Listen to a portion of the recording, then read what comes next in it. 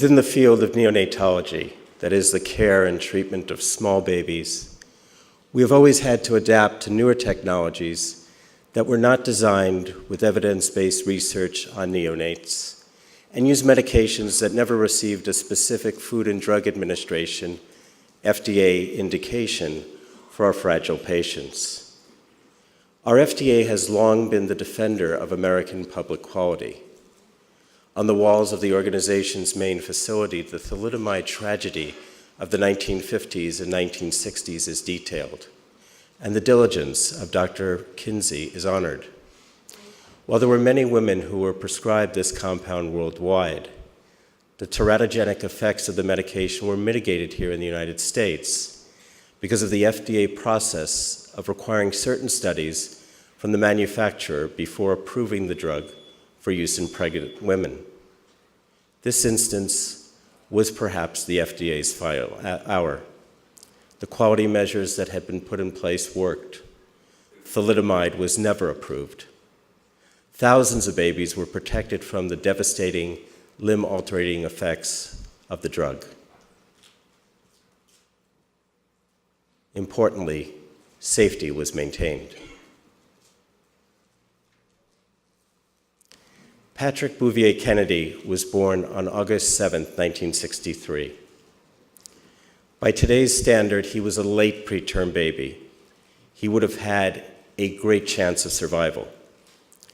In the early 1960s, there was very little that could be done for premature infants with severe respiratory distress syndrome.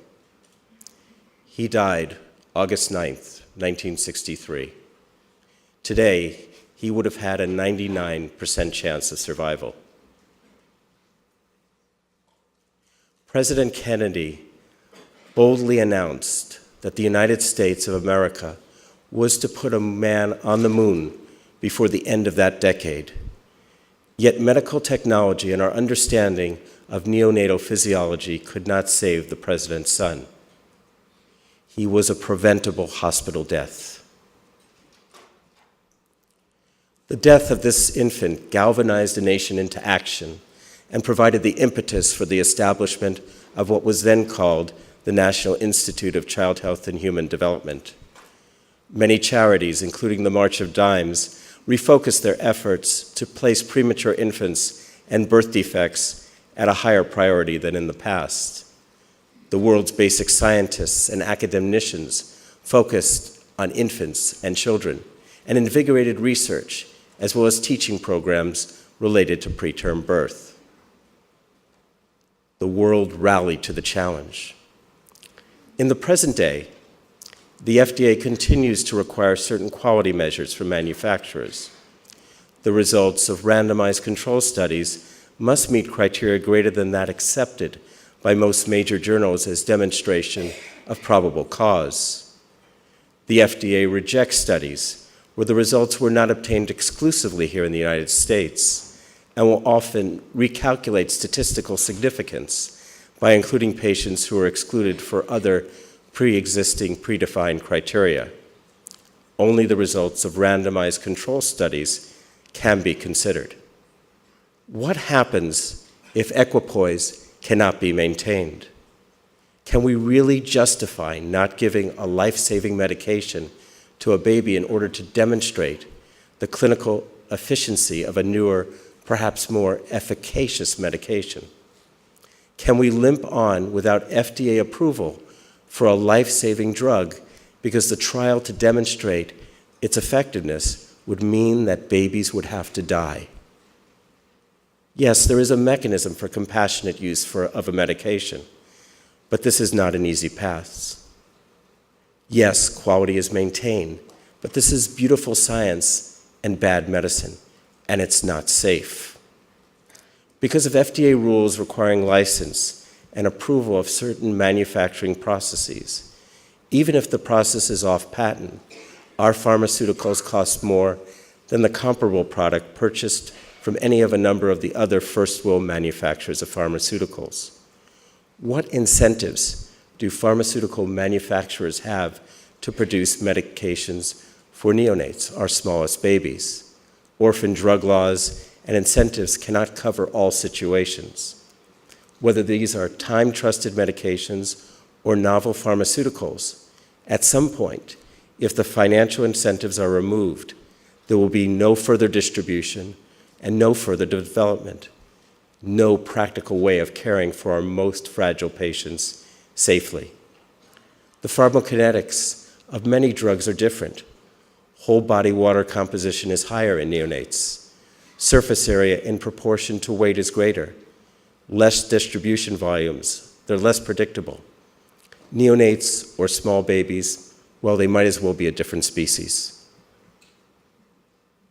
Safety has a very different perspective in the adult world. And certainly, adult patients outnumber neonates, and hospital-based solutions designed to improve quality and safety should perform according to that specification. But the issues our small babies face are as important as those that affect our adult patients.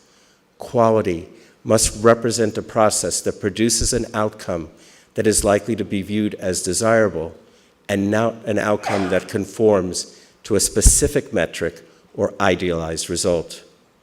In the search for this new quality, we have commoditized people and created inefficiencies that stifle both science and medicine. We must ask, have we abandoned safety? But there is hope. Certain pharmaceutical manufacturers continue to develop for the pediatric market despite obstacles placed in their way by regulatory oversight, funding concerns, uncertain market conditions, insurance coverage, and overly stringent regulations that may prevent the use of their product by the intended population.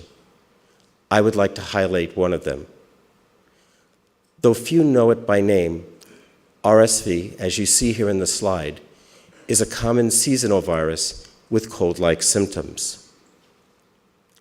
It is contracted by most children before their second birthday. But for premature babies with underdeveloped lungs and weak immune systems, this virus can prove deadly.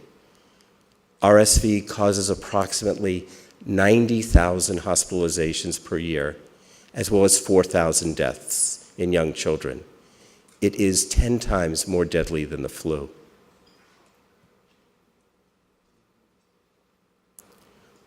What you are looking at here is a baby on ECMO, or heart-lung bypass.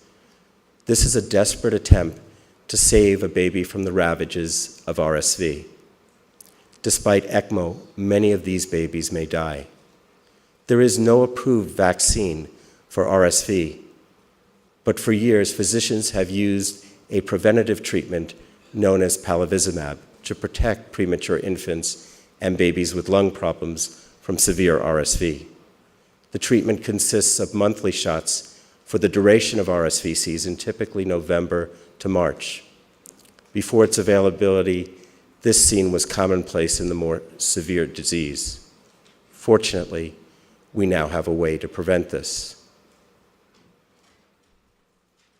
Despite increasingly restrictive recommendations for coverage, I would like to recognize MedImmune, the worldwide biologic research and development arm of AstraZeneca and the developer of palivizumab, for continuing to work diligently to overcome the hurdles in its passionate efforts to keep our smallest, most at-risk patients safe.